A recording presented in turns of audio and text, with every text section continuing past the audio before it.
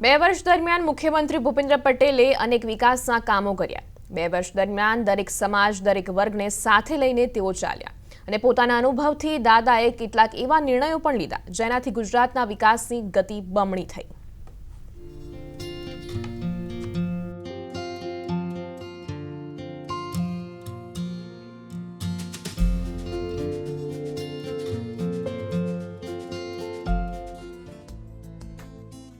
નિર્વિવાદિત ચહેરો, કામ કરવાની આવડત અને 25 વર્ષના અનુભવનો નિચોડ। મુખ્યમંત્રી ભૂપેન્દ્ર પટેલે પોતાની રાજકીય કારકિર્દીના 25 વર્ષના અનુભવનો ઉપયોગ ગુજરાતની કમાન સંભાળ્યા બાદ કર્યો અને વિકાસની હરણફાળ ભરી રહેલું ગુજરાત વધુ આગળ વધ્યું। મુખ્યમંત્રી ભૂપેન્દ્ર પટેલના આ 2 વર્ષના શાસન દરમિયાન એવી નીતિઓ બની જે ઉડીને આંખે વળગી રહી છે। દાદાની આ નીતિઓના કારણે ખેડૂતોથી લઈને સામાન્ય નાગરિકો અને નાના ઉદ્યોગથી લઈ મોટા ઉદ્યોગકારોનો ફાયદો થયો છે। દાદાના શાસનકાળ દરમિયાન જાહેર કરાયેલી મહત્વની નીતિઓ જોઈએ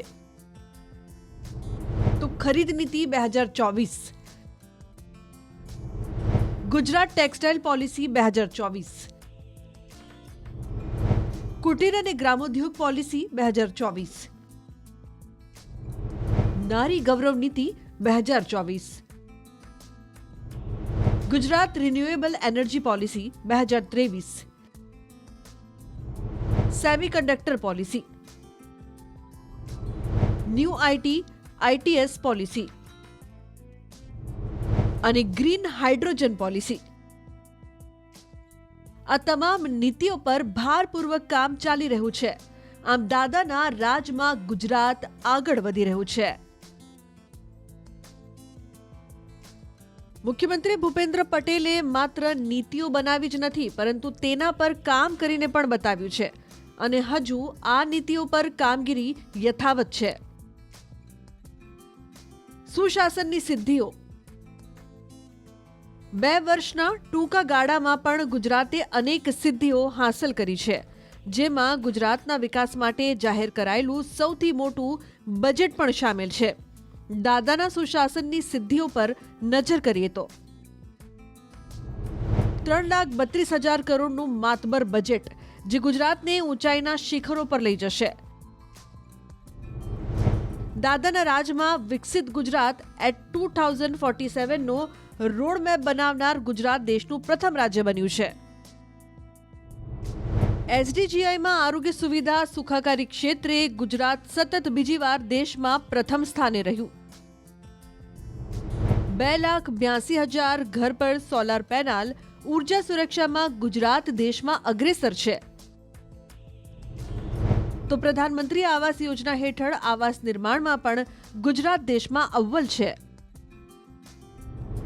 દાદાના નેતૃત્વમાં જ વાઇબ્રન્ટ ગુજરાત ગ્લોબલ સમિટ 2024ના 10મા સંસ્કરણનું સફળ આયોજન થયું, જેના સાથી દેશો વખાણ કરતા થાકતા નથી। જ્યારે ગુજરાતમાં સફળતાપૂર્વક 17 જેટલી G20 બેઠકોનું આયોજન પણ થયું, જેમાં પણ ગુજરાત અને ગુજરાતની જનતાને ફાયદો થાય તેવા નિર્ણયો લેવાયા। આ તમામ વાતોથી પણ ઉપર દાદા દેશ અને ગુજરાતના ભવિષ્યનું ખાસ ધ્યાન આપી રહ્યા છે। મુખ્યમંત્રી ભૂપેન્દ્ર પટેલે દેશનું ભવિષ્ય ગણાતા પ્રાથમિક શાળાના 41 લાખ વિદ્યાર્થીઓ માટે મુખ્યમંત્રી પૌષ્ટિક અલ્પાહાર યોજનાનો આરંભ કરાવ્યો છે, જેથી કોઈ પણ બાળક કુપોષિત ન રહે અને શારીરિક માનસિક રીતે આગળ વધતું રહે। આમ આપણા મૃદુ અને મક્કમ મુખ્યમંત્રી રાજ્યમાં તમામ વર્ગને સાથે લઈને ચાલી રહ્યા છે। મુખ્યમંત્રી ગરીબો, વંચિતો, આદિવાસીઓ અને શ્રમિકોનું પણ એટલું જ વિચારી રહ્યા છે જેટલું અન્ય લોકોનું વિચારી રહ્યા છે, જેની સાબિતી એ છે